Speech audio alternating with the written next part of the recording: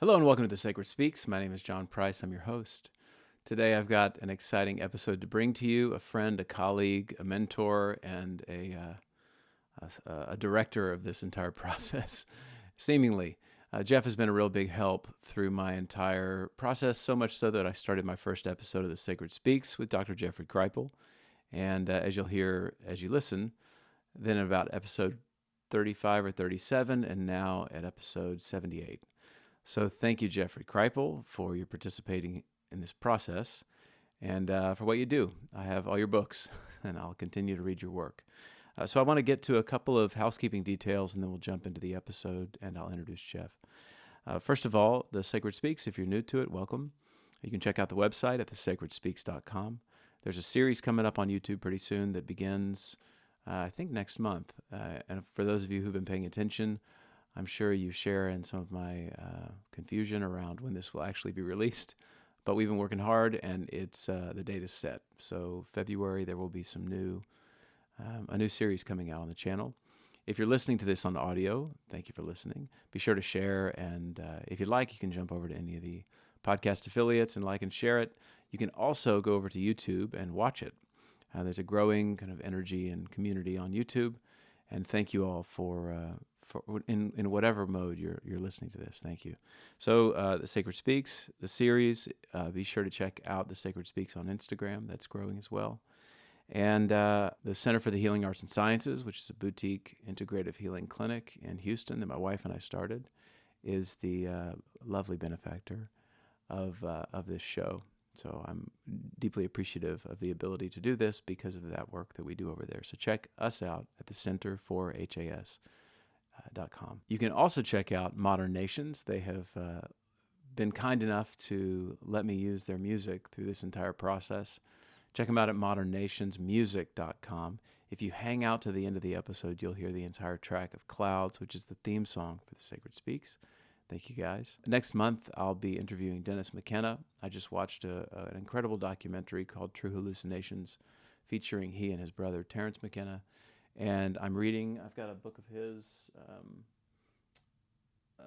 Ethnopharmacological Search for Psychoactive Drugs involved. It's a conference, and I'll read a number of those papers. And also I've got a couple of his other books and resources that we'll be digging into, including his McKenna Academy.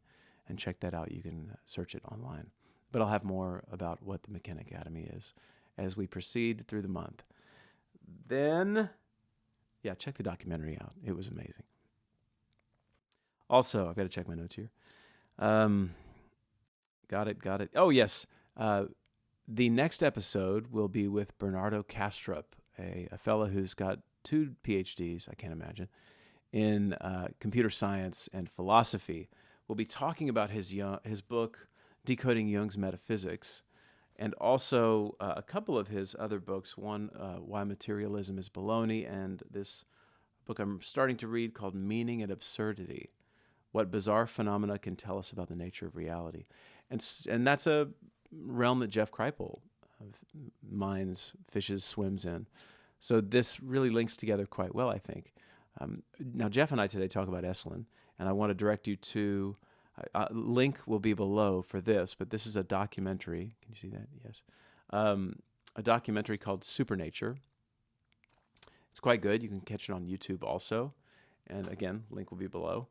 We're talking today about this book, Esalen, because I am teaching a class, well, for many reasons. And I learned an incredible amount about this center of counterculture in America. But I'll be teaching a class in Esalen from the 28th of February to March 4th. We'll explore shadow and the psychology of fame.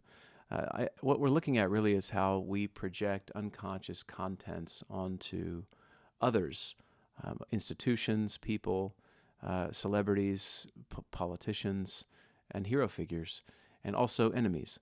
And so when we explore who these potent images, we can call figures, are to us, we can really unravel aspects of our own unconscious. And this can be a useful endeavor in that if we don't do that, we can end up projecting those onto other people. Inevitably, we all do. But it's, I think, on some level, very important for us to do the work of taking a look at what stirs within us rather than, as Jeff and I will talk about, rather than trying to imagine that they are always the holders of what stirs inside of us. Jung got around this by saying there's always a hook. But if we are moved by someone or to someone, it's important for us to reflect on why that is in the first place. Okay, enough on that. Link will be below for the registration page. Please come on out to Big Sur and join us. It will be on from a Monday to a Friday, and I'm really looking forward to being out there because this has been a pretty important place for me in that I've projected a lot onto Esalen, rightfully so. So I want to read Jeff's bio, and then we'll get started. Jeff Kripal is the Associate Dean of the School of Humanities and holds the J. Newton Razor Chair in Philosophy and Religious Thought at Rice University, where he chaired the Department of Religion for 8 years and helped create the GEM program, a doctoral concentration in the study of Gnosticism, esotericism, and mysticism that is the largest program of its kind in the world. He's the Associate Director of the Center for Theory and Research at Esalen Institute in Big Sur, where he also serves as the chair of the board. Jeff is the author or co-author of 11 books, 7 of which are with the University of Chicago Press, including most recently a memoir manifesto titled Secret Body, Erotic and Esoteric Currents in the History of Religions, a very good book. We spoke a little bit about that in episode 1. He's also served as the editor-in-chief at the Macmillan Handbook series on religion. He specializes in the study of extreme religious states and the revisioning of a new comparativism, particularly as both involve putting the impossible back on the academic table again. He is presently working on a 3-volume study of paranormal currents in the history of religions and the sciences for the University of Chicago Press, collectively entitled The Super Story. Read his stuff. It's marvelous. You'll learn in a second if you have not stumbled upon Jeff Kripal. Check him out at Jeffrey Kripal, JEFFREYJKRIPAL.com. And also he's got a conference coming up called The Archives of the Impossible, and it will be from March 3rd through the 6th. So whether you're in Big Sur with us or in Houston, you'll be well served. And I know that the Archives of the Impossible will be a rich conference. This is a big conflict for me because I'd love to be there. But I'll be out in Esalen, and either way, come to either one. What else? I think that's it. And yeah, I think that's it. So for now, we'll leave it there. Thanks for being here. And again, share all the episodes. I'm loving all the comments. And please, those of you who are commenting, I try my best to keep up with everything. I've also got a full clinical practice. And so things can, I can take a little bit of time to get back. But I do pay attention to the comments. And thank you for your engagement. And thanks for being here.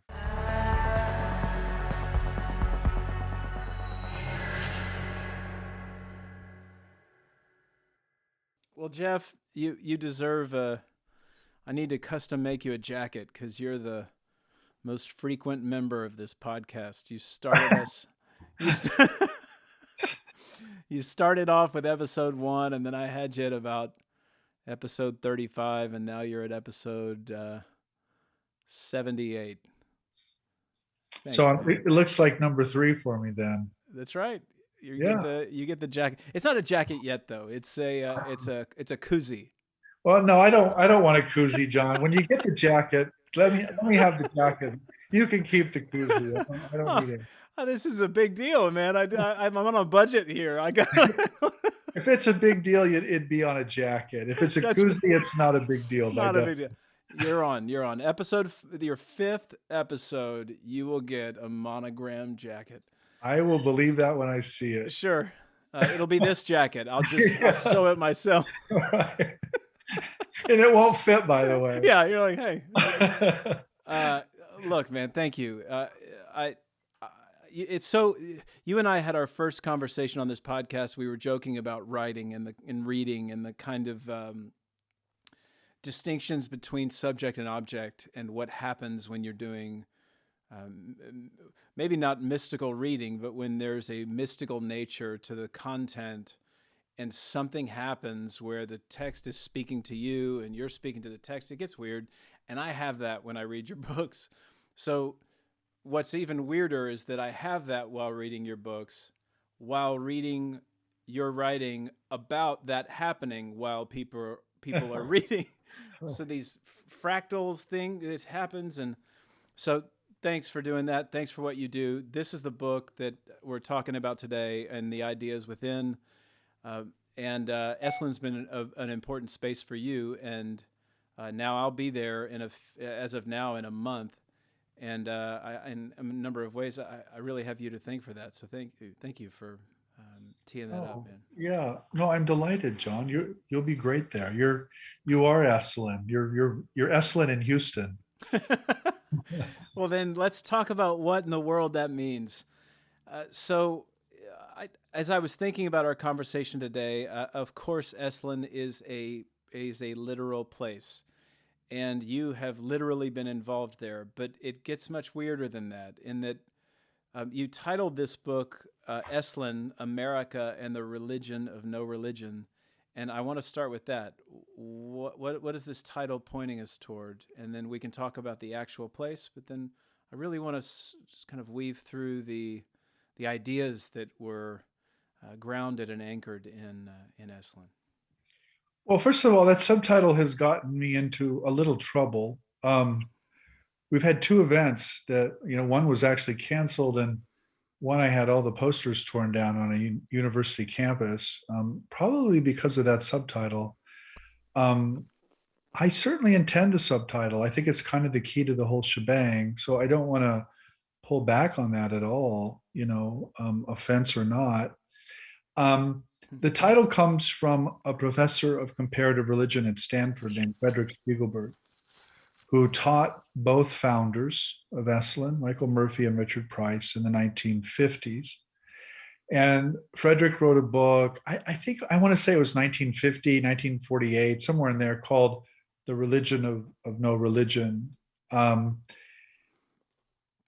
He was a comparativist like myself, and he had had a mystical experience in a wheat field that he wrote about in the third person.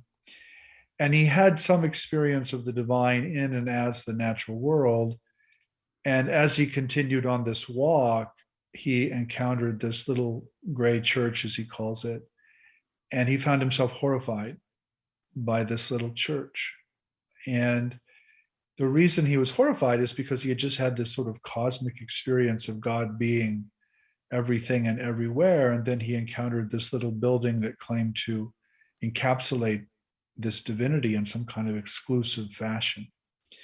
So he developed this notion that he called the religion of no religion, which is very much based on medieval theology, on Meister Eckhart, on Frederick's own training in the comparative study of religion. And essentially what it means is that the divine is this infinite source of creativity that manifests as the physical world, but also manifests as the religions, none of which can be exclusively or literally true, because in some sense they're all true. They're all expressions of the same divinity. And so there's a kind of edge. It's a kind of dialectical theology in which the divine speaks through all religions, none of which are completely true.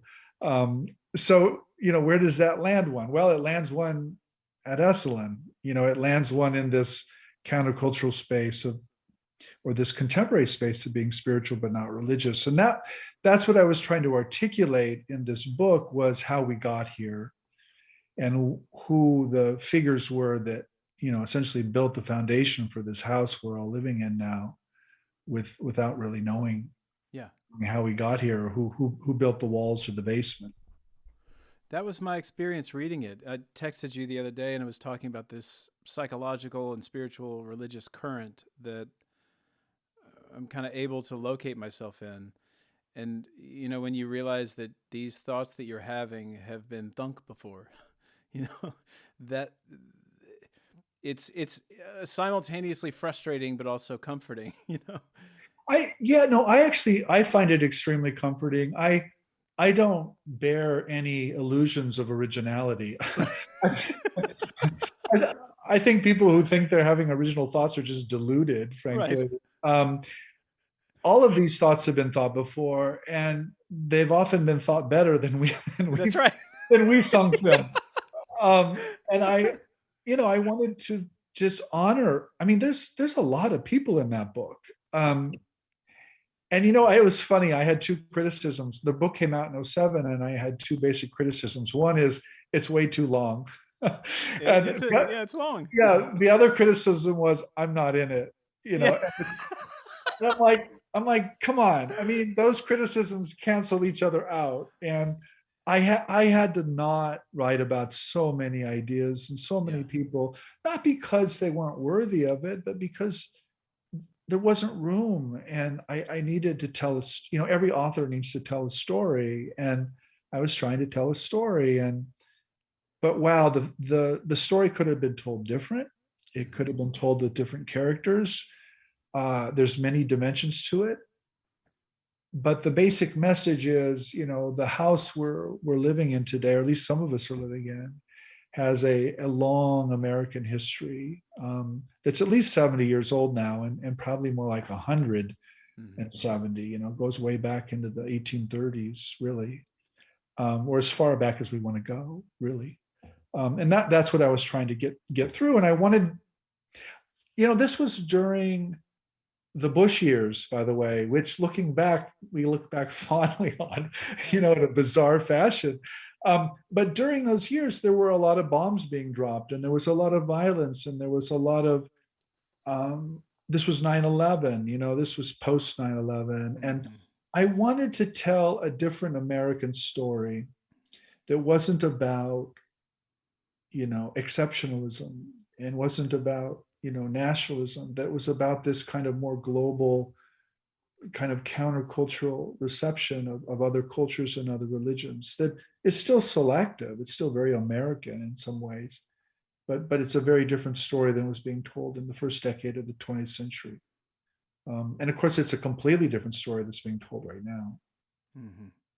Well, I want to back up for a second because, if anything, two maybe lanes that we're going to explore are language and culture, and so staying in the actually going to both. The first question is, you talked about comparativist.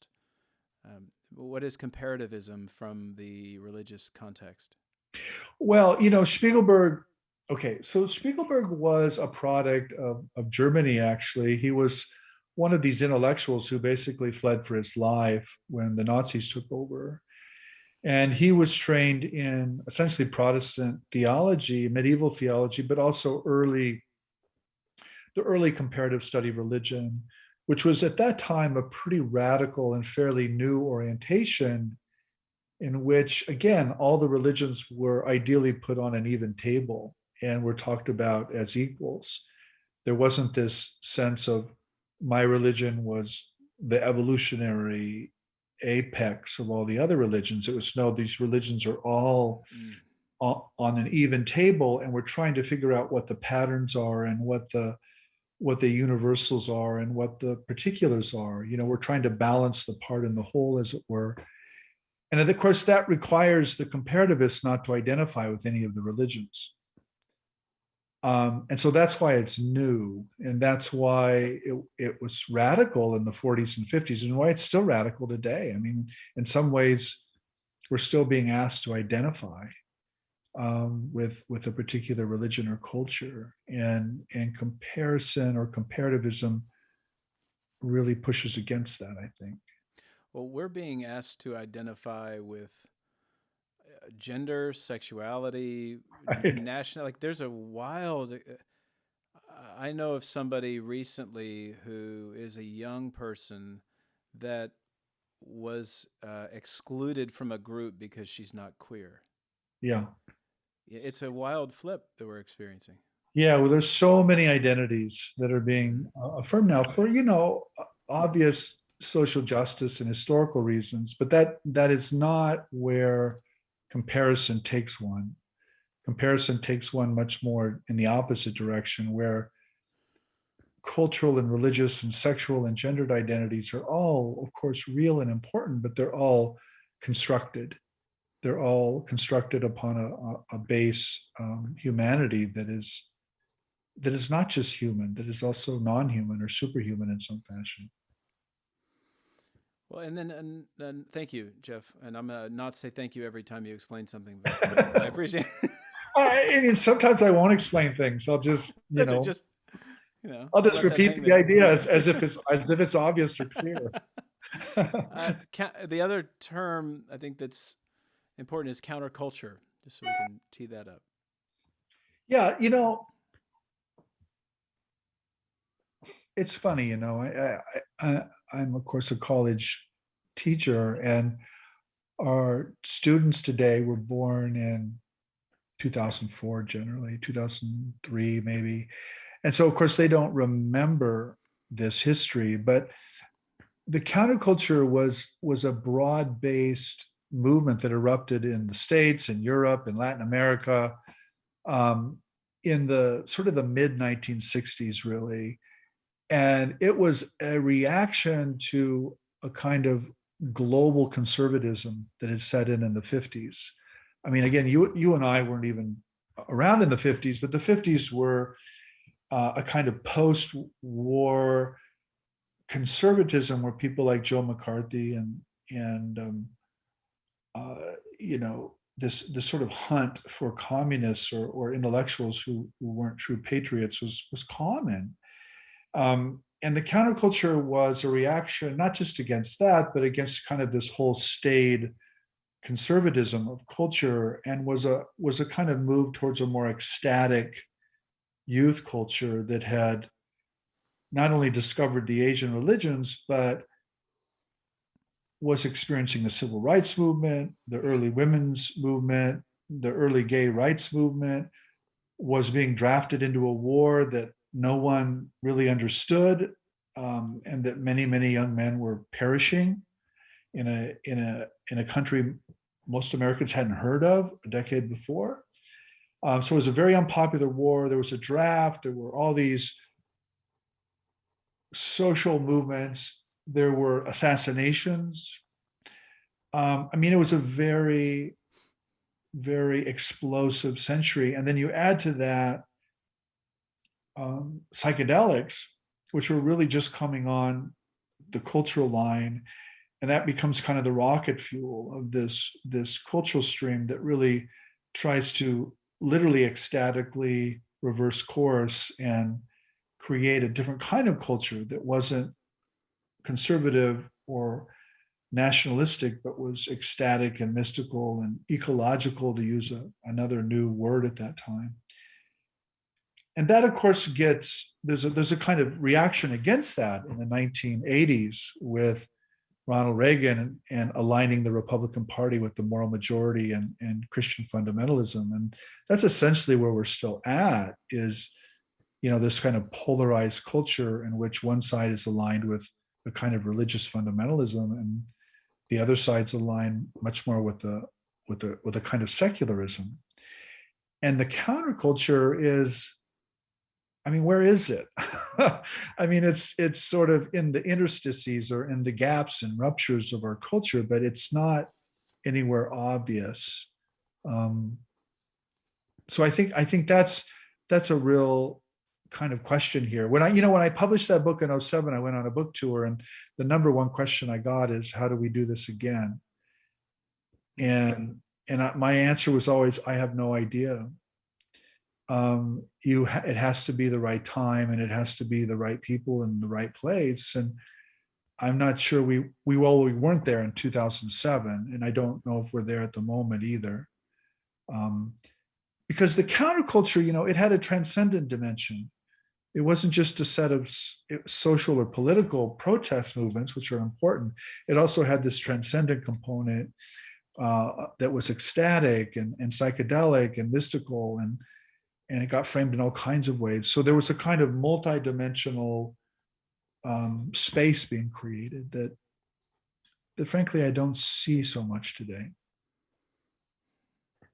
It's difficult not to want to move into a social space in this conversation, because what Esalen seemed to do, and at one point quite literally did, was move into the political dimension to try to actualize or apply this kind of comparative spiritual approach to bring the opposites together, so to speak.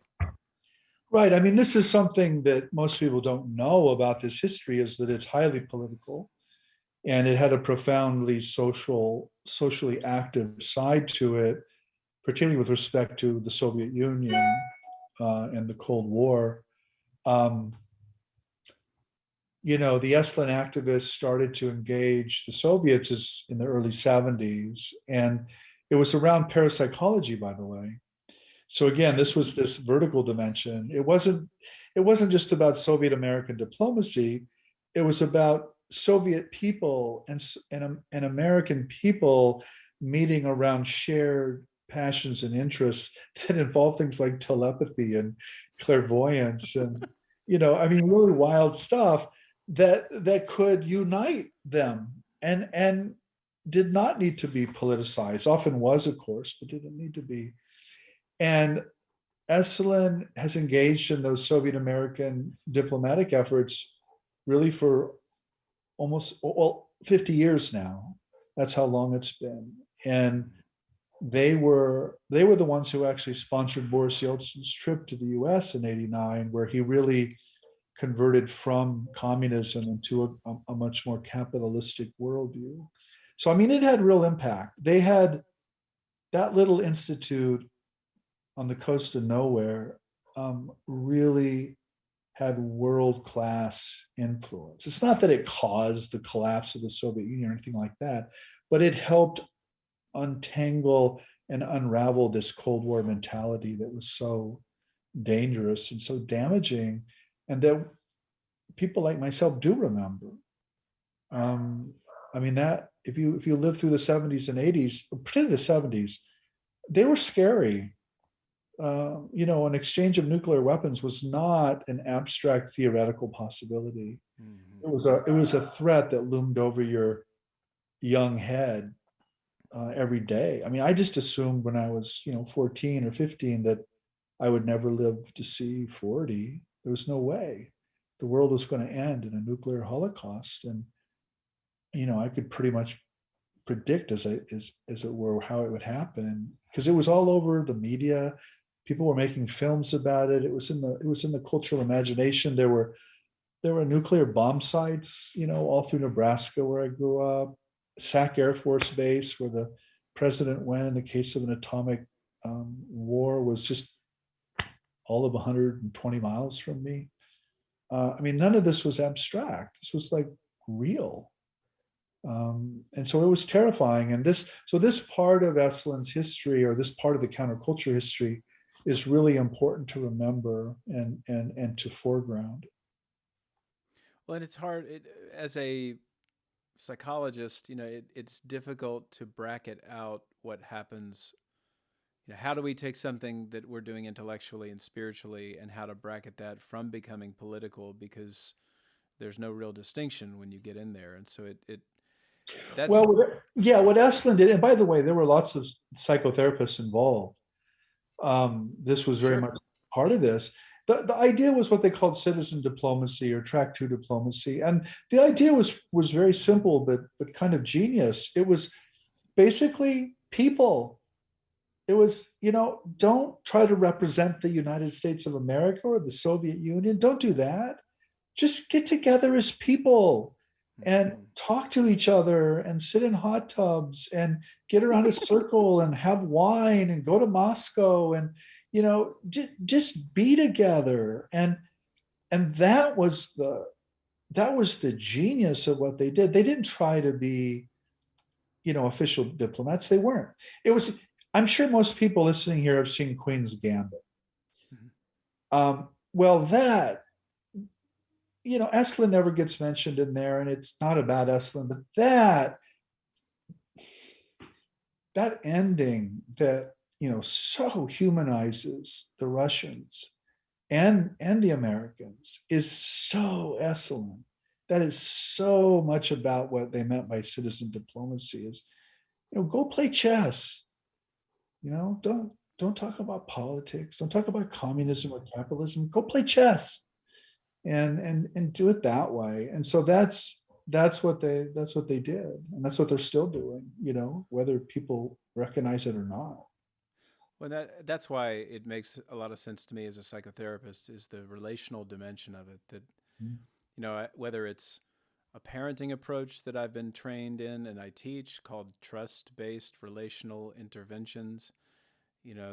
Those approaches are let's get beyond how do I make somebody do something that I want them to do, and the fundamental lens through which you see it is how am I connected with this individual or group? How's the quality of our connection?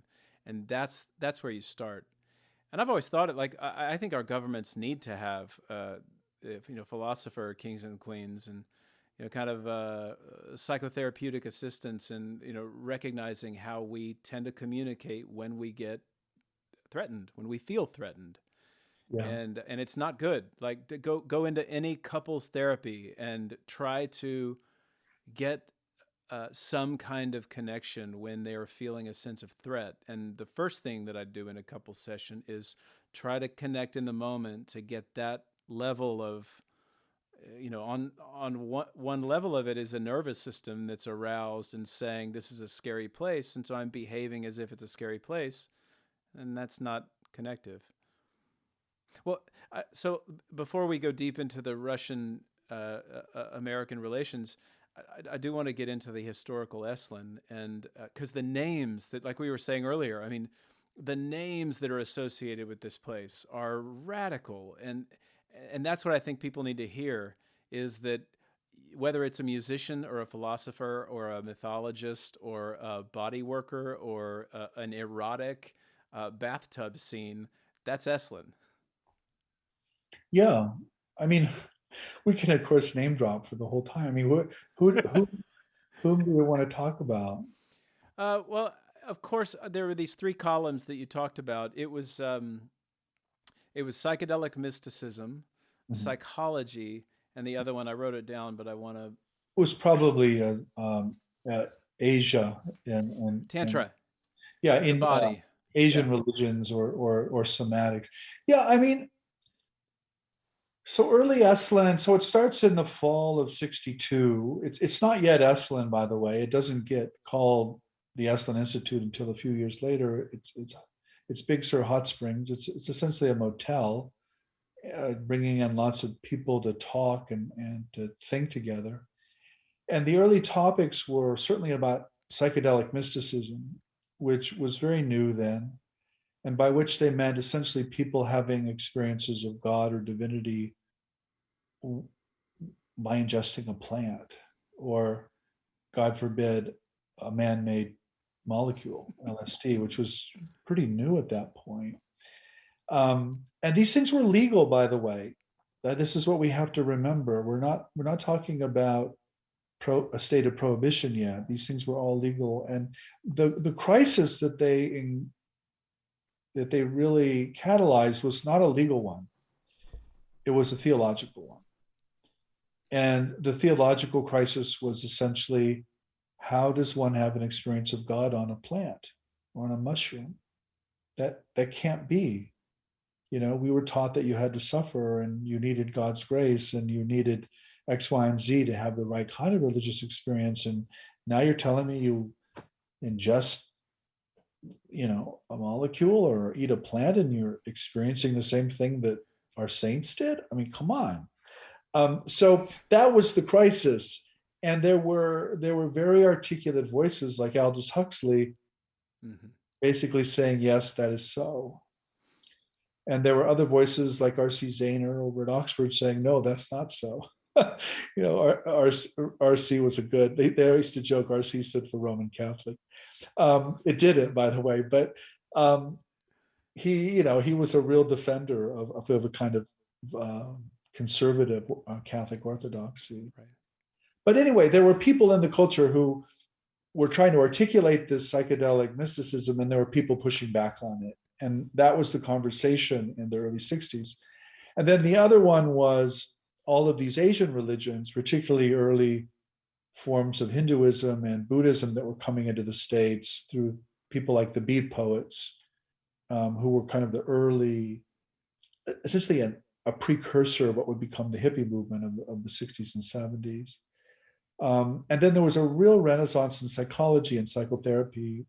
And the renaissance was really around people like Abe Maslow, who wanted to talk about what the human being looked like when it was healthy and ecstatic, and not just when it was sick or troubled or neurotic or psychotic. Abe wanted to talk about states of being and kind of ultimate religious experience. So that was a new move. In other words, how do we talk about psychology in a positive or ecstatic fashion, and not just as a way to treat suffering or pain or neurosis, which of course is always important too. Well, and I think one of the things I love about what I was reading in your book is that my orientation to neurosis or pain, and again, it's not mine; it's a tradition I've learned, is that we want to query, look at, converse with, dialogue with whatever is imagined to be at the root of the suffering, as opposed to trying to get out of it, trying to make it go away. So that there seems to be, and again, you and I can get into these kind of dual structures that show up in social spaces and consciousness, but the approach of saying this is pathological and I want to get rid of it, therefore reducing my anxiety, doesn't really work all that well. And but something really interesting happens when we start to dialogue with these parts of ourselves that may be viewed to be undesirable. Well, so the sort of the two intellectual pillars of Esalen were Aldous Huxley and Abe Maslow. And Huxley was talking about human potentialities, that there were aspects of the human being that were not recognized. And these were, by the way, parapsychological aspects, which he was very learned in, but also psychedelic and mystical aspects of consciousness. And then Abe Maslow came along and he was talking about self-actualization and essentially how to actualize, the potentialities that Huxley was talking about. And so when you put these two languages together, this language of human potential and this language of self-actualization, it kind of goes boom, and you get Esalen and the counterculture. And of course, Abe Maslow was, he was a typical academic. He was a Jewish psychoanalyst from like Brandeis in Boston or something, but he just loved Michael Murphy and he loved Esalen, and he'd go out there and he'd mentor Mike and, kind of walk him through things. And there's this heavy Jewish psychoanalytic component or strand that comes through Esalen, not just because of Abe, but Fritz Perls and Wilhelm Reich, and a whole set of early psychotherapists and body workers that were really kind of radicalizing psychoanalysis and radicalizing this notion of libido or cosmic energy that Reich called orgone, and we're trying to get people to experience it. That's probably not possible today. That's probably illegal. But that's and probably not wise professionally. But that's what they were doing in the '60s for sure. Well, that is something that we're obviously in a big, powerful change right now. But then to have these governing bodies that legislate things like touch and connection and ecstatic experience, it does seem like a kind of an assault on religion, or not just religion, but the ecstatic experience within religion that seems to be misunderstood by every religious tradition that seems to orient itself around ecstatic experience. Well, the general language in the '60s was that the '50s were repressed. I mean, again, it was a psychoanalytic language, and of course, there was a lot. There was a lot of reason for that language. I mean, the '50s were repressed. I mean, people didn't feel emotions that they were supposed to feel or did feel in the '60s. And a lot of that repression was around sexuality and gender, of course. And the counterculture was it was no heaven for gender equity or sexual freedom either. It had its own prejudices and its own limitations, but it was not the 1950s. Let me put it that way. And even, someone like Wilhelm Reich, who, by the way, Reich, for the listeners who don't know him, Reich was a disciple of Freud, and Freud kicked him out basically.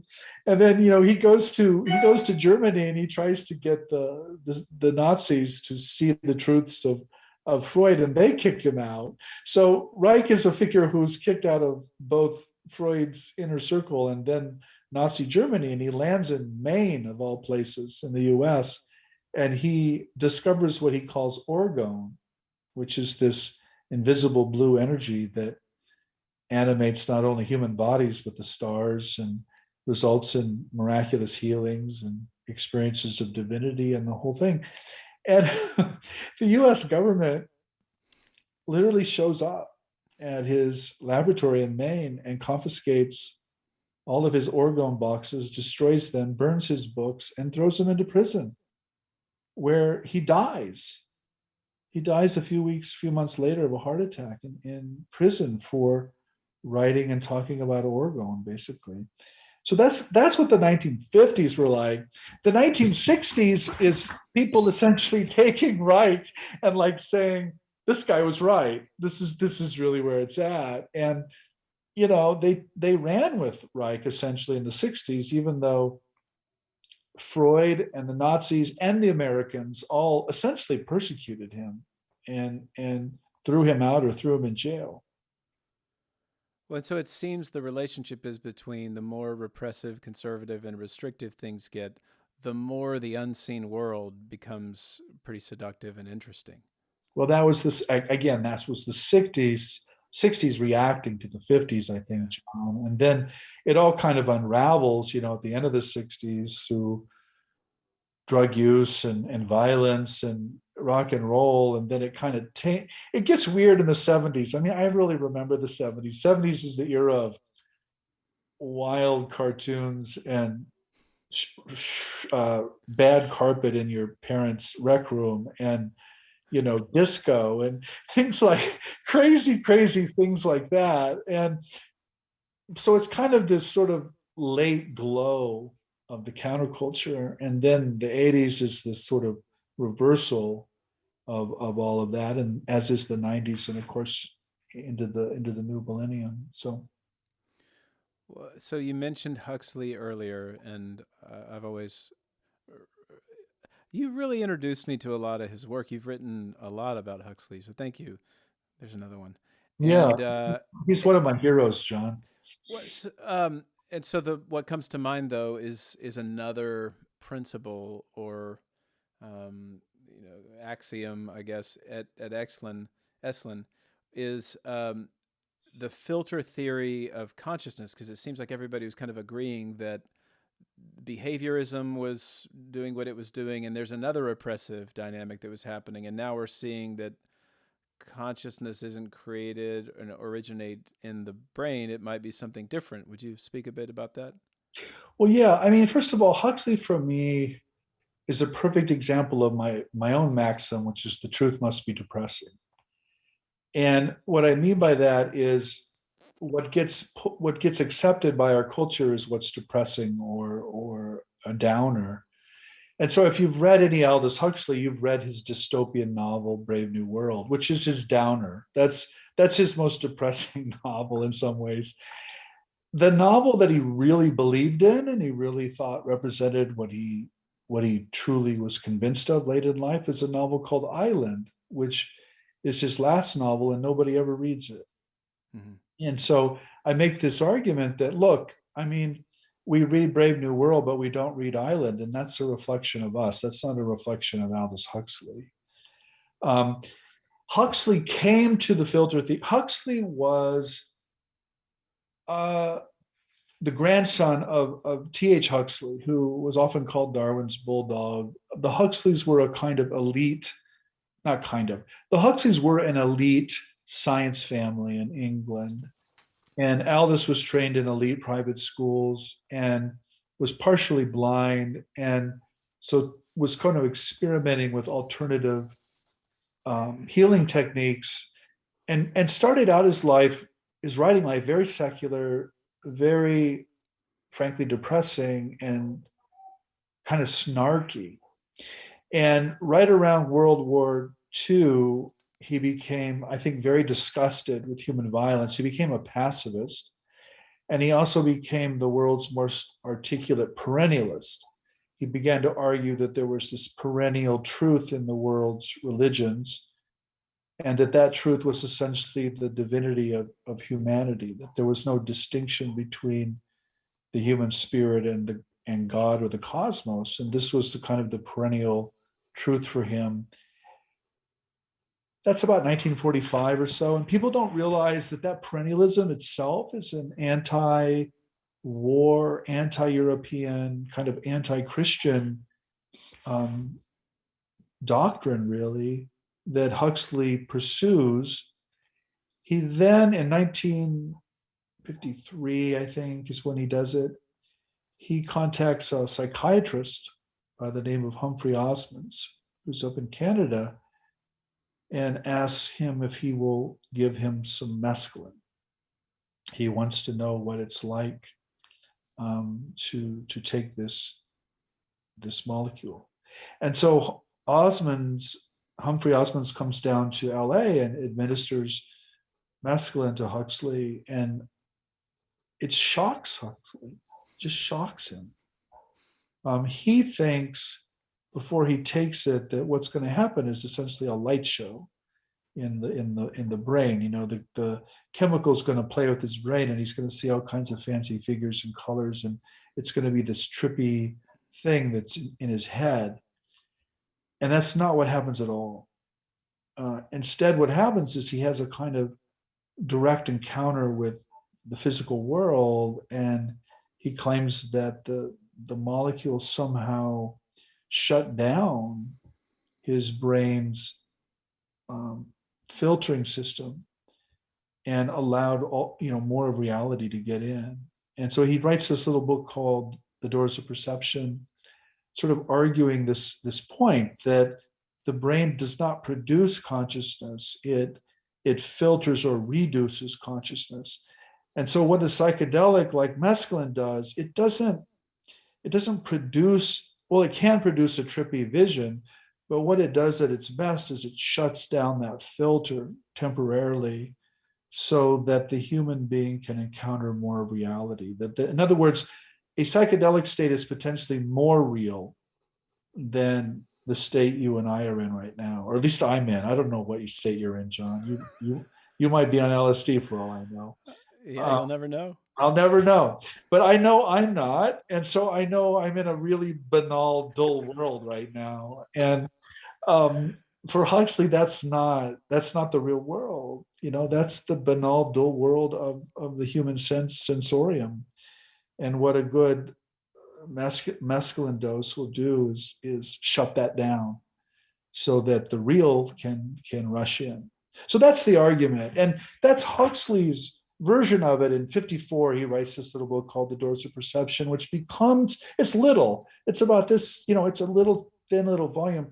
It's one of the most important texts in the entire counterculture. It's probably the Bible, or one of the Bibles of the counterculture, along with the novel Island and William Blake of all people.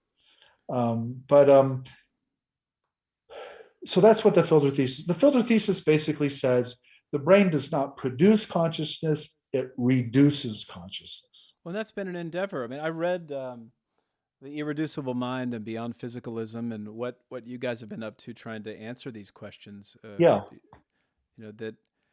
That I think is part of it's a public aspect of Esalen, but it's a private aspect of what those in the kind of inner circle of Esalen have been trying to understand.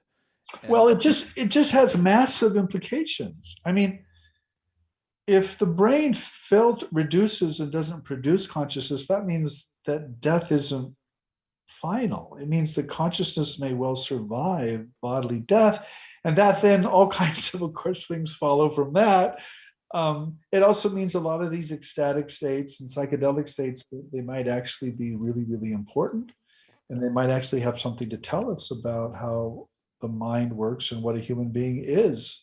And so that then plays out into, everything really. Come on, Well, absolutely.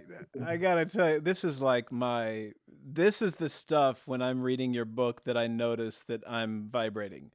Yeah. Like there's some aspects of it I'm reading. This is important, good historical context, great. But then this, when we get into Terence McKenna territory and the Tao of physics, Capra, the that I was like, okay, this is great, and I know you like that playland a lot. Yeah, I do. So let's kind of continue that for a second. Can we can we just set up what reality is for? I mean, obviously, that's a big question mark. But when you say a term like reality, what do you mean? Well, I mean, that's a big question. Uh,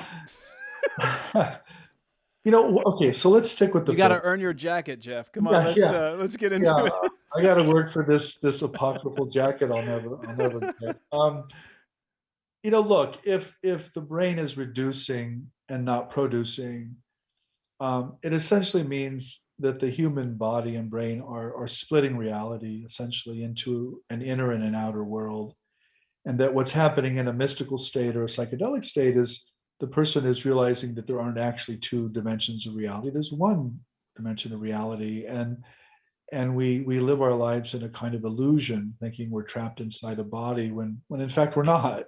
That reality with a capital R now is this sort of monistic or non-dual reality that exists whether we do or not.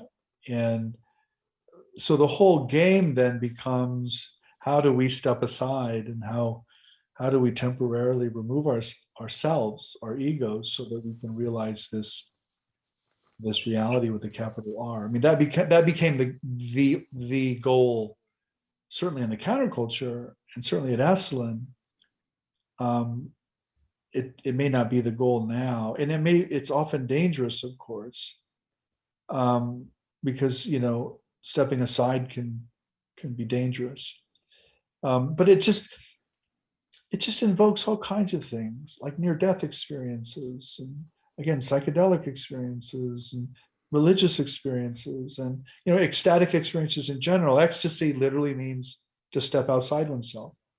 It comes from the Greek ecstasis, to stand outside and not be an ego, not be a body mind, to be something else. So I that's attractive to some people. And you can really think about the counterculture as basically the argument that consciousness is primary and ecstatic experience is the goal of a human life. And so let's pursue those kinds of experiences. And Um, when sorry to interrupt.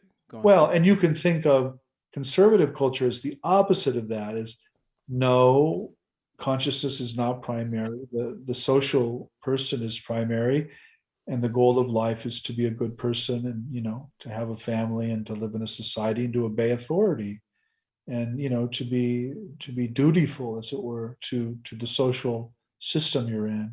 So those are two very different models of what a human life is about or should be about. And of course they both have truth to them, because we have to live in society, and we have families and relationships. And when you're a psychotherapist, I mean, those are all really important things to honor, but there's something in the human being that is not any of that. and it needs to be affirmed as well, I think.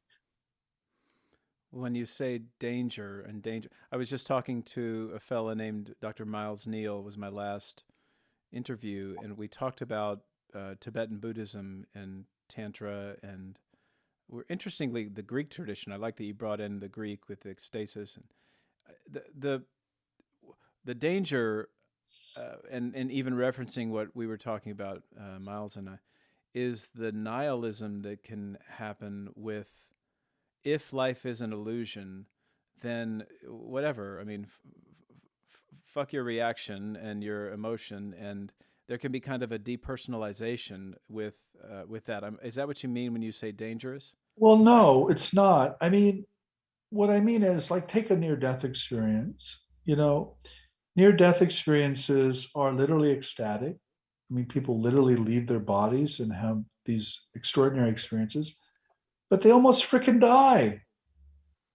I mean, it's dangerous. Yeah. You don't get a near death experience without almost dying. I'm sorry, you don't. So you need this really dangerous moment to have this ecstatic experience in that situation. Hmm. Um, Not in all, of course, but the thing that was so revolutionary about psychedelics is that they gave people essentially a way to have a traumatic experience on call. Right. And they didn't have to die, or at least some, usually they didn't. So because you could spend your whole life meditating and praying and never really have an experience of God, or you could take a mushroom and meet your maker in minutes. That's wow. Hey What a man, the LSD I'm on right now, as far as I'm concerned, you're my maker, and we're Yeah, having there a you wild go. experience. There you go. So yeah, and so it helps. But Yeah. no, that's what I meant by danger. And Yeah. also, John, I mean, people don't, we've talked about this before, but people just don't realize that much of the history of religious experience is terrifying. Yeah. It's one of fear and terror. And I think it is so because the human ego is generally not ready to let go of itself. It doesn't want to be dissolved. It's a scary experience to encounter something so large and vast that one feels like one's going to get absorbed into it. Well, let's get into that for a second, because in psychedelic experience there is an experiencer. And so, but people that go into psychedelic experience talking about dissolving the ego, but there's still an awareness there. Yeah, It's just not the typical awareness of that narrative of here I am, I'm John, and this is my boundary, and so on and so forth. right. Well, yeah, and sometimes, of course, I mean, yeah, usually there is an awareness there of having an experience. The experience is something you have, but not always. I Yeah. mean, I used to study this Hindu saint named Ramakrishna, and he had this really funny story about this salt doll. He called it a salt doll. It was a doll made of salt. And one day, this salt doll was going to wander into the ocean to see what the ocean was like. And it of course wanders into the ocean, and it just becomes the ocean. And then it magically reconstitutes and walks out of the ocean. Someone says, "Well, what was that like?" And he's like, I don't know. I mean, I don't have, it's, I was one with it. I was one with Brahman. I don't know. I wasn't even an experience Hmm. because there's no dualism there. So I don't know. I mean, I don't know. That's where it becomes terrifying or becomes, I think, scary to people. I Um, feel that too. I mean, most I've heard people say often, like, "Man, I really want an experience of egolessness," and I kind of think, well, be yeah, careful. be careful what you ask for. And, of course, someone like Harvey Aronson, a psychotherapist here in town, Hmm. he talks a lot about American Buddhists who go on and on about not having a self, but the whole point of a lot of psychotherapy is to have a self Right. and to develop one and to be in healthy relationships with other selves. So we may not have selves at the end of the day, but we sure have them now. And it's important. It's important to, be a self as well as maybe to not be a self.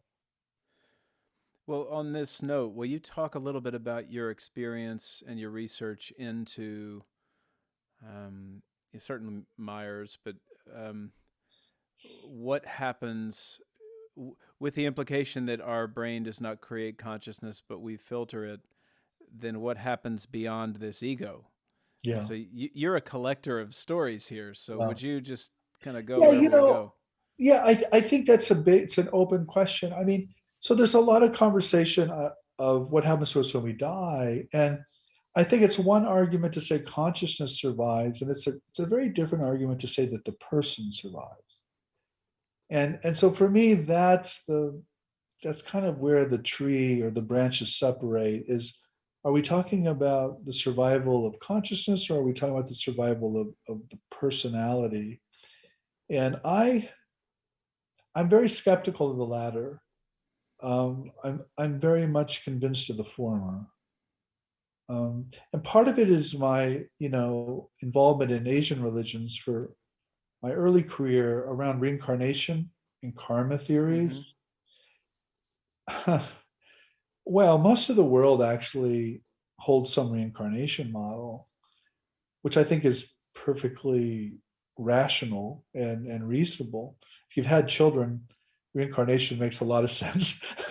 I mean, you have to have two children, but have two, and you're like, where the fuck did they come from? And why, who are these people? Yeah. I mean, it's like they're just totally different. I before having children, I thought, oh, it's a blank slate, and we sort of write on this blank slate. No, no, that is There's so something wrong. there. Yeah. That is so wrong. Let me tell you, that person pops out all there, and as a parent, you can pretty much screw the person up or let the person come out. I think that's really what a parent is. But anyway, getting back to reincarnation, if reincarnation is the case, then who is the person? I mean, if I was somebody else in my last life and somebody else in the life before that, and so on and so on, I was all those people. So who's the person? What's surviving there? Well, something's surviving, but not Jeff the ego. Mm-hmm. Mm-hmm. God, I hope not. Why would Jeff the ego need to be eternal? That to me, that's truly bizarre, and not at all necessary. And so I think most people's conception of the afterlife is very naive, and it's very ego based. And I just don't buy it. I think it's much more complicated than that, and probably a lot richer than that. So that's where I would go, kind of down the rabbit hole. I think this is where the filter thesis takes you. I mean, if you're a filter, John. Yep. You're filtering something else. You're the sun coming through the glass, the stained glass window ain't the stained glass window, Mm-hmm. and the Wi-Fi coming through your smartphone ain't the smartphone. You can throw your smartphone against the wall or run over it with a car, and guess what? The Wi-Fi doesn't care, and it doesn't change anything. It just renders that phone no longer capable of picking up the signal. So to me, this has just massive implications for how we think about a life, how we think about death, how we think about suffering, how we treat each other, how we treat each other as we die.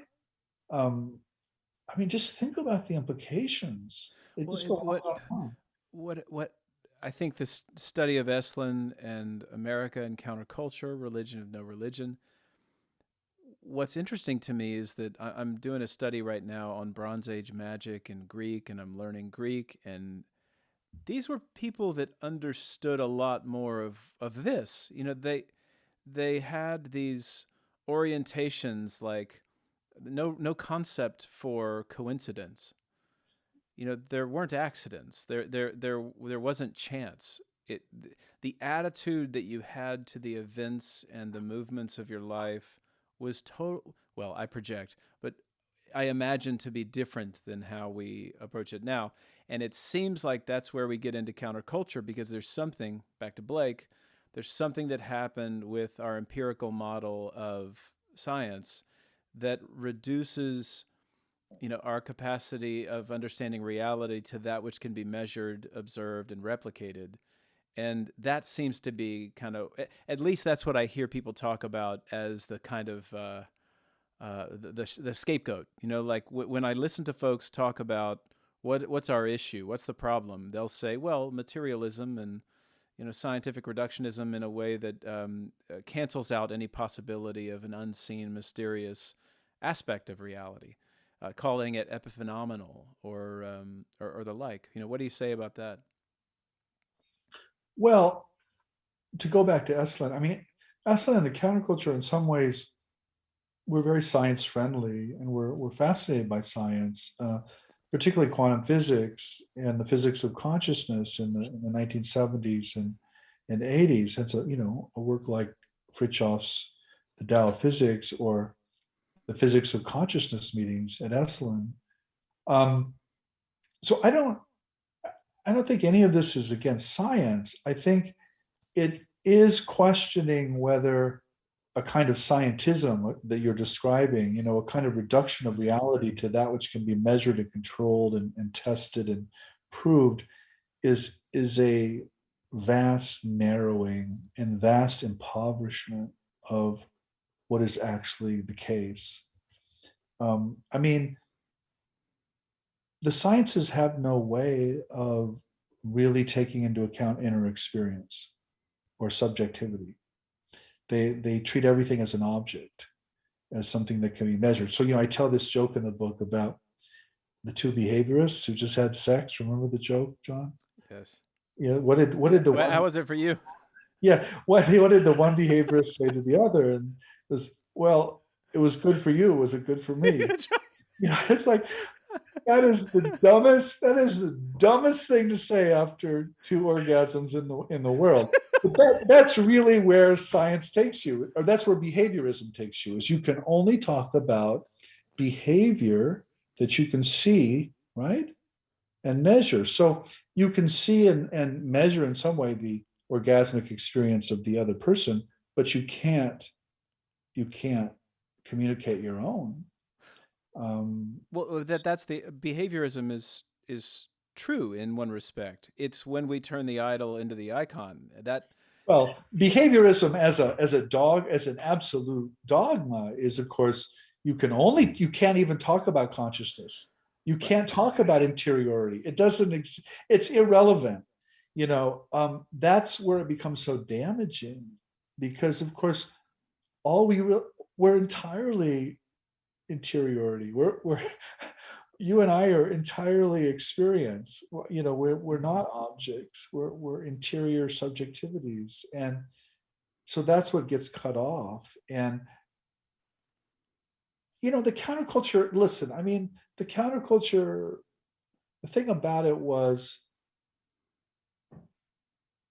it was kind of a combination. I like to say it was kind of an alchemical coming together of a lot of older intellectuals who had been saying these things for a long time, and a youth culture that was ready to listen to them and ready to promote their ideas.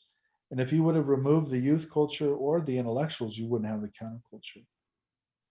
Um, Mhm.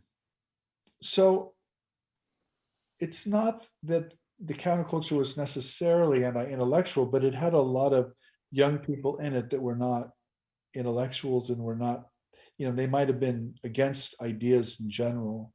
So you have these, what I'm trying to say is there are these different components going on. It's not just one thing, it's a lot of things going on at once. But there is this heavy science kind of lineage that goes through these decades. And it's exciting to people because it's new science. It's about quantum mechanics, it's not about Newtonian physics. It's about DNA and evolutionary spiritualities. It's not about adaption and Darwinian randomness. I mean, there are new ideas on the table, and people are putting them together with these religious ideas that are much older, and they're coming up with new forms of spirituality and worldview that are very much still with us. I love that motto of "No one captures the flag." It seems like that's one of the most important uh, lenses to create, because if there's something inside of us that tends to colonize or make our conscious experience concrete, then we have to have principles, I think, to keep us loose and not ever falling into a kind of concrete fallacy. Uh, I Yeah, and I mean, that's to me is one of the most difficult positions to articulate today, because our present culture is very much about capturing the flag. It's very much about people being right and feeling righteous and asserting cultural or religious or gender or sexual identity. And I think what this movement was about is moving outside or beyond all of that. And I think that's a difficult thing to say today, because people don't want to hear it. It's a countercultural thing to say again.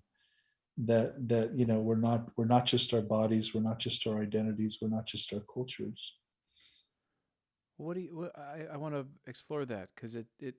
What bothers me is if we feel we can't have open exploratory discussions, then that's a problem. And if we can't at least bump up against each other, like for example, I'll give a good example here. I have learned that ethics are created in conflict. If you watch children, and if I'm a teacher right in the playground and I see some kids that are playing a game and they start arguing with each other and get into a fight, and I walk in there and take the ball away and just say, "You guys are off the playground for 2 weeks." I've done nothing to help them learn how to communicate, learn how to have conflict resolution, learn how to navigate the ethics of the game. And to me, one of the problems that we're encountering socially is that we just want to take the ball and tell everybody on the other team to fuck off and feel good about ourselves. Well, we don't want to recognize that we're playing the same game. Yeah. What There do you is see? there is no What's up? ball. There's no ball. I mean, everybody's playing their own game, and they don't want to hear that we're playing the same game. Um, I don't know. I mean, I work with young people all the time in the classroom. I think there's a kind of implicit not knowing or limitation to a lot of this. I mean, one of the things I often say is justice implies sameness. If you want justice, what you want is to be treated the same while being different. So justice is a balancing, and it's a no negotiation between difference and sameness. But there's no such thing as justice if there's nothing shared or nothing the same. So I think a lot of the criticisms today and a lot of the protest movements are implicitly about sameness, even when they're also about difference. And I think we just need to learn to balance those somehow, and to talk about both of them and not just the one. In the past, we've made the mistake of talking too much about sameness and suppressing differences. And Mm-hmm. what that really means is suppressing people who are different. But today, we're sort of doing the opposite thing. We're suppressing sameness and we're talking only about differences. And the danger there is we become Martians to one another. We become dehumanized, With no shared language. with nothing to share. And so I think both of those are mistakes and are dysfunctional and unsustainable.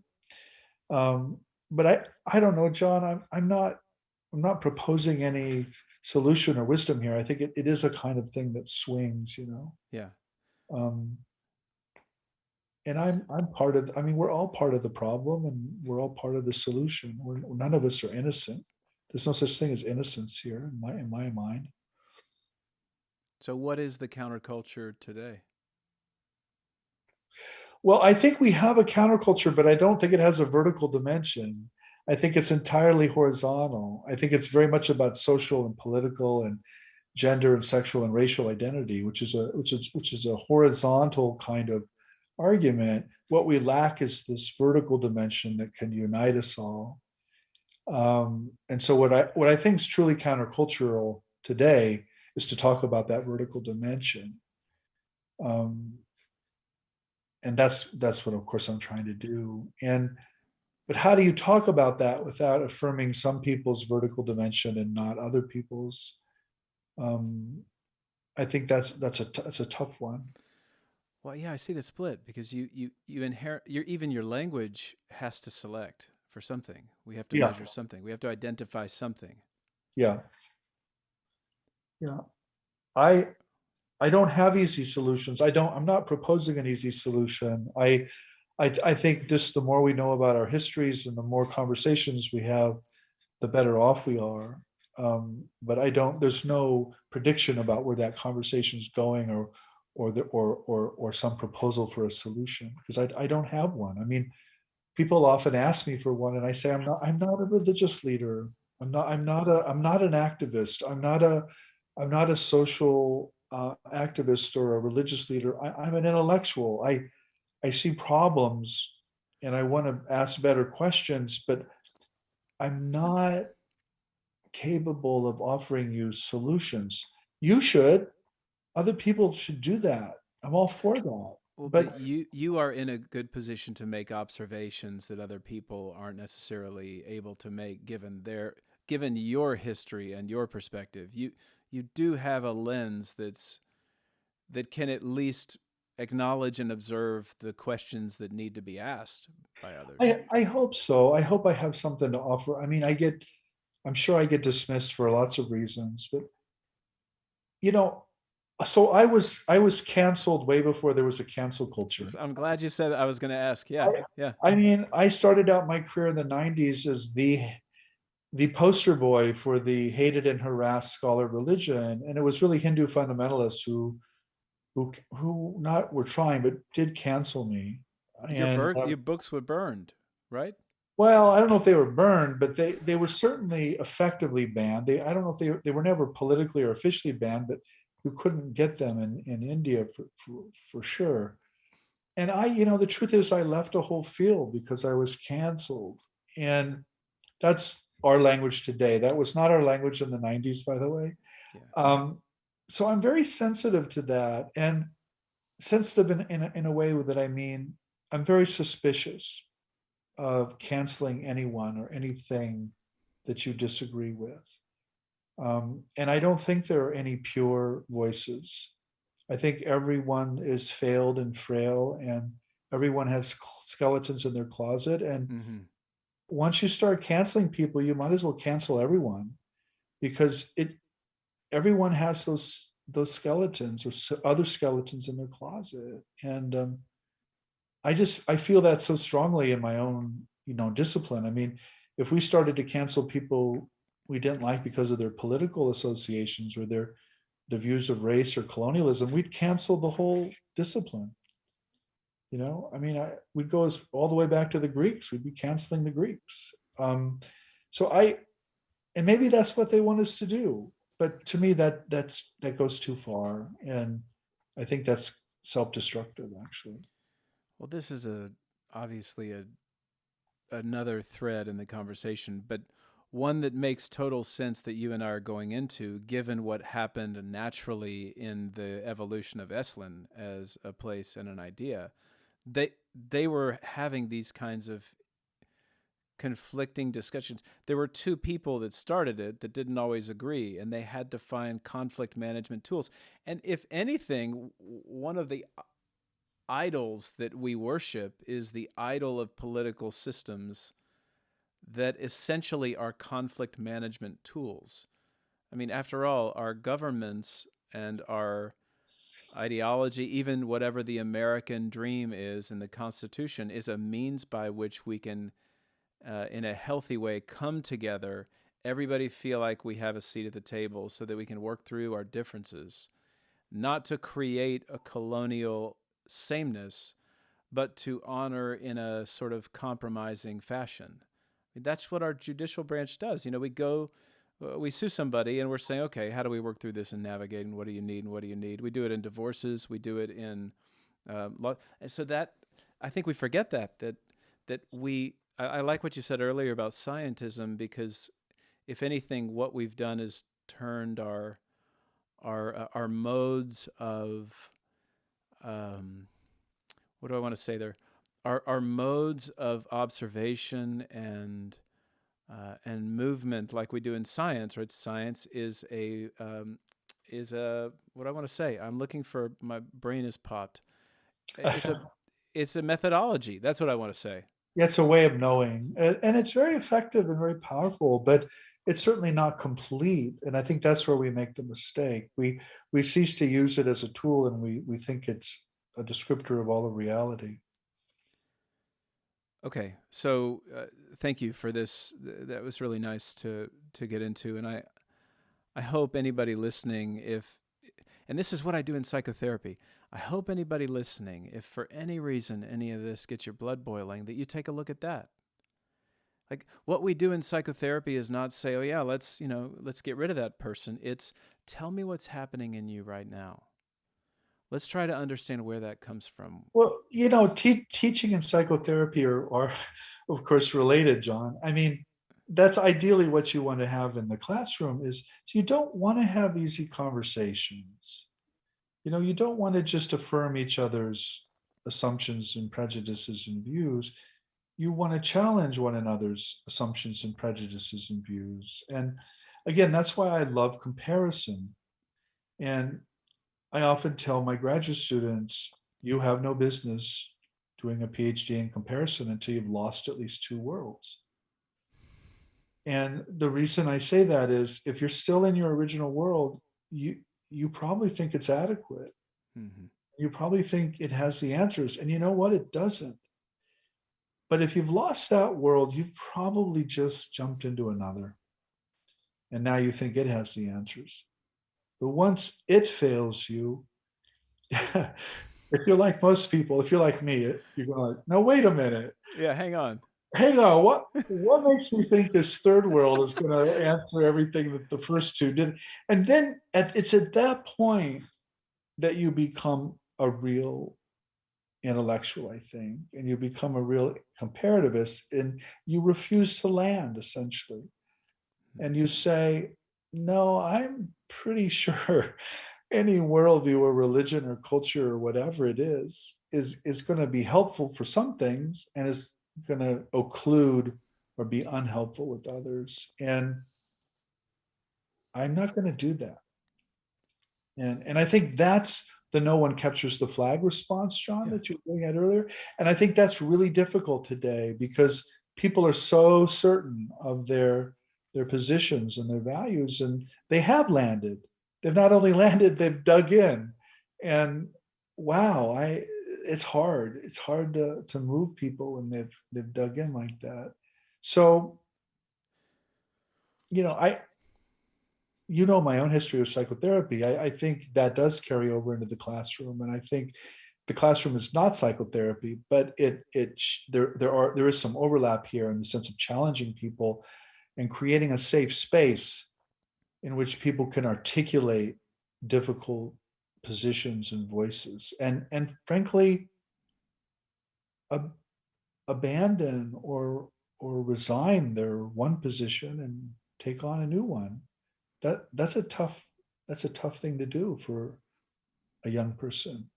It's a hard realization to realize that the culture you grew up with is not omniscient or infallible. Yeah, But to guess see it. what? It's not. Guess what? It's not. Right. I don't care what your culture is. It's not infallible, and it is not omniscient because no culture is. Well, yeah, because there are trajectories and conclusions. Any culture has particular traditional pathways that you, and I think this is kind of what I imagine Plato is getting at by saying the idea has us. We don't have the idea. We are playing out, and that was my experience. I think that kind of humbling experience when I look at this book of yours and notice all these thoughts that I tend to contemplate, and I write about in my journal, and I talk to people about in my office, and I teach classes on, and I go, holy shit, yeah, the thinker's being thought by thoughts that aren't the thinker, and that's a weird. Well, I think anybody who thinks for a living understands really well that one doesn't think. Right? I mean, one is thought, and so there's a passivity to it, Yes. uh, and I often tell people people often ask me how I write so much, and I often say, "Oh, that's easy. It's caffeine and neurosis."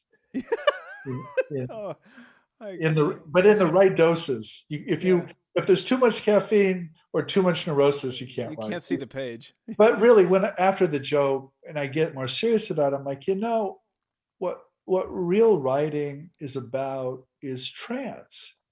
It's about entering a kind of mild trance state and letting what you know just do its thing and getting out of the way. It's what people call flow, Hmm. or what people call being in the zone. I mean, all of these are metaphors, but there's they're basically all about the same thing. And that's we don't thought is not an active mechanical thing that one does like a computer. This is why this is another conversation, but I actually don't believe that computers can ever be conscious. I don't think cognition is consciousness at all. I don't Hmm. think they're at all the same. So you can get AI and you can have them do all kinds of mimicky smart things, but they'll never ever be conscious. And so consciousness for me is about stepping away and letting these thoughts just come and you write. I mean, now we type. We used to do this, right? Oh, I love it. I love this. Oh, now you still write. So see, I Yeah. abandoned that a long time ago. But yeah, there's a passivity and Hmm. it's a humility too, actually. Well, you're doing a great service here because you're pointing this conversation to the next interview I've got, which is with Bernardo Castro next week. Oh, And okay. so that's going to be our subject matter. I guarantee you, we're going to be looking at computational models and AI, and because his expertise is computer engineering and philosophy.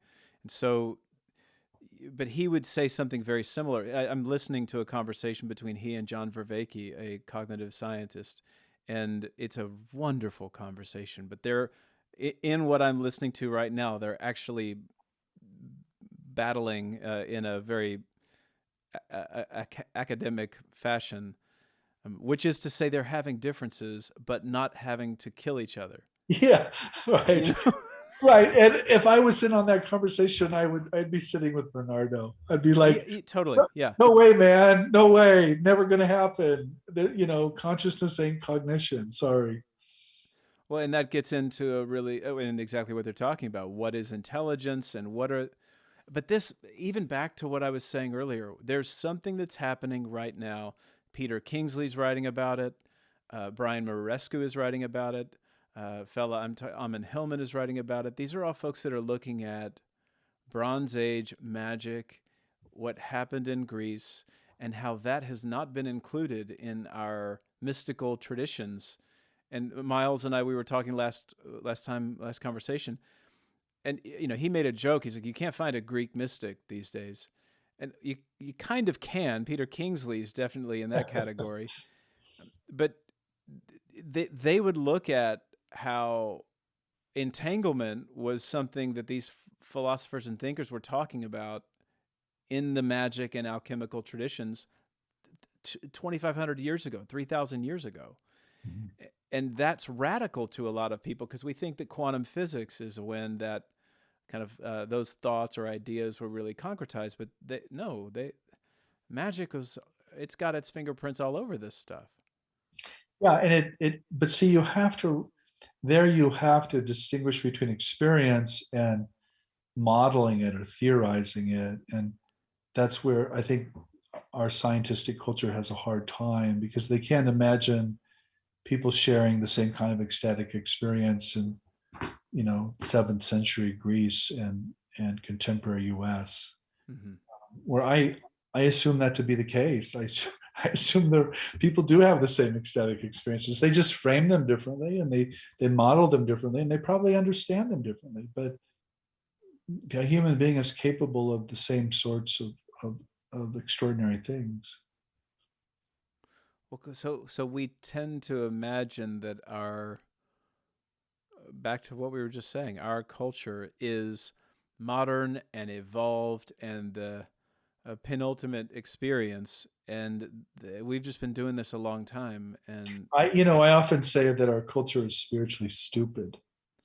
And so I'm not there. Don't come to me for how highly evolved and grand we are. I think we're stupid. Say more. Well, this scientism, this idea that the only thing that exists are things that we can measure and quantify and replicate, it's just nonsense. It's the opposite of the truth of things, where what we can really say is true is our experience. And um, I think, therefore I am, cogito ergo sum. I mean, I am conscious, therefore I exist, I mean, that's what we really know. We don't know this. We can speculate about this other stuff, and we can move things around and make cool things. But Right. so what? I mean, look at those cool things have done to us and done to our culture. Some pretty nasty, And nasty our stuff. world. Uh, Yeah. so I know we've got to finish in a bit, but um, the one thing I wanted to circle up on is the conversation we were sharing about psychedelics, and the in particular the aspect of the chemical dimension, that that it's only a chemical response. Would you speak a little bit about that? Well, I think so. This is part of the scientism that what the scientism would say is, oh well, you ingested some mescaline or DMT or LSD or whatever it was, and it did things to the neurons in your brain, and you had this visual hallucination in your inside your brain. So it's an entirely mechanical kind of molecular deterministic argument without ever saying how any of that happens. By the way, we wouldn't be able, you would, no such person would ever be able to say how you get from a chemical to a visual Mm-hmm, mm-hmm. 3 or 4D display. But that's the argument, where this filter thesis argument is, okay, yeah, the molecule or the chemical can certainly do that. We don't know how, but it can also shut down basic brain function and allow other aspects or dimensions of reality to essentially come online that are normally held back. So that's I find it deeply problematic when someone says, "Oh, he had that experience because he's schizophrenic," or "She Mm-hmm, had that mm-hmm. experience because she was on LSD," or "She had that experience because she was struck by lightning." I'm like, what? What? What? What does that explain? How do you get from point A to point B? And what the filter thesis says is, well, actually, what point A does is shut things down, and then point B can rush in. They're not causally related, actually. They're correlated. You need the shutdown to let the other stuff rush in, but one isn't causing the other. So that it's that difference between causation and correlation. Very John, fascinating. I mean, this is an analogy, but it's a good one. I know you've seen it, the Jill Bolte Taylor TED talk. What she basically says is, as her left hemisphere was shutting down, this mystical nirvana was just coming online, and she was sort of swimming in this ocean of mind. And then as the left hemisphere came back online, it shut out that ocean of mind. So you couldn't have both states of consciousness at the same time. But as you shut the rational, egoic, linguistic side of your brain Mm-hmm. down, this other one could come online. It didn't mean that the stroke caused the nirvana. That's not what she's arguing. She's arguing that you need to shut down this side so that the nirvana can come through this other side, and kind of come online. That's a different argument. And I think we're caught in this linear causal causal chain worldview where we think this causes this causes this causes this. And I'm Mm-hmm, like, mm-hmm. no, that's actually not true. It looks like that. I get that, but no, probably not. Well, so where is Esalen today? That's the question I always get. The answer is I don't know. Um, I'm certainly part of that leadership, and I certainly care about that question. We have been struggling for 2 years, like the rest of the world, with the pandemic. We've just been trying to stay alive, trying to stay viable. We're just coming back. 2022, late 2021, with workshops and trying to be alive and be active again. We're trying to be more and more relevant to the contemporary world. We're trying to address all of these questions we've been asking in this last hour and a half. And I think the challenge is, what is the cutting edge? What is the new counterculture, and how do we stay relevant and not just become another arm of the culture, yet another voice in a common chorus? Once we do that, I don't really see why there should be an Esalen. I think there should be an Esalen saying something else, or saying something that adds to that, but is not that. Yeah, that's what I think Jung said this at some point, that it becomes the mouthpiece of the culture, and it does seem like nobody captures the flag is an attitude that can try at least to not become so consumed by that. Yeah. I think people who describe themselves as spiritual but not religious today, I think they're very genuine and honest about that, but I don't think anybody really knows what it means. Yeah, And it's having trouble, isn't it? yeah, and so I think a place like Esalen could help articulate that and help Yeah. people figure out what that might mean. So maybe that's part of what Esalen should be. I of course don't know what Esalen should be. I think that remains to be seen. And like I said earlier, I don't think you consciously construct a counterculture. I think you're at the right place at the right time, and the zeitgeist, as the Germans used to say. You have to honor the time, and the time has to call out a particular set of ideas and figures. Well, something wild is happening in the territory of psychedelics right now, and Absolutely, I think the psychedelic renaissance, as they call it, is very much a potential part of this. I think it could go very wrong, oh, but I think it could go very right, and it's probably going to go a little both. right. And that's okay. That's okay. There's going to be some tragedies there, and there's going to be some ecstasies, and there's going to be a lot of good and some bad come out of that. And because we're human, we're we're gonna fuck it up, John. Yeah. But we're also going to get it right. I think we're going to probably do both. That's certainly the arena that I want to be navigating. I'm of course that may be the LSD talking right now, Jeff. I don't know. Yeah, see, you're not. That's not your thought. That's That's the something else. knowledgeable thinking. Yeah, That's right. That may be Plato or some reincarnated sheep. yeah. Um, well, thanks, Jeff. Let me. Is there any place you want to direct people to? You want to talk about this conference? You want to talk Oh, about anything please, going on? please go to Archives of the Impossible. I think it's .edu, and please register for our conference, which is in March, and we have 3 webinars in February, and it's all about how to think about the paranormal or the anomalous, and kind of weave these into the social sciences and the humanities and the sciences, and make this stuff stick in the academy. So it's exciting. I think it's going to be. We have 7 plenary speakers. We have 3 webinars. If you're in Houston, please consider just coming to the conference, March 3rd through the 6th. But if you don't want to come, please consider registering online and watching and listening to one of the plenaries. Mm-hmm. And also, I'll include your website and anything else you want to point people towards, Jeff. Oh, I'm good, John. I'm good. I know that. I know that. I'm waiting. I'm waiting for my jacket. That's my next beacon in life, is to just work towards the jacket. I got a lot of your books on this shelf back here, man. We've got a lot of opportunities to get together and explore them.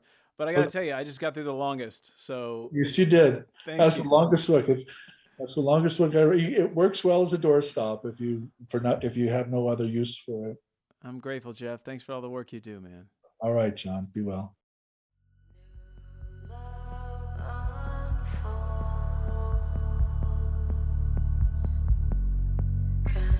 Control.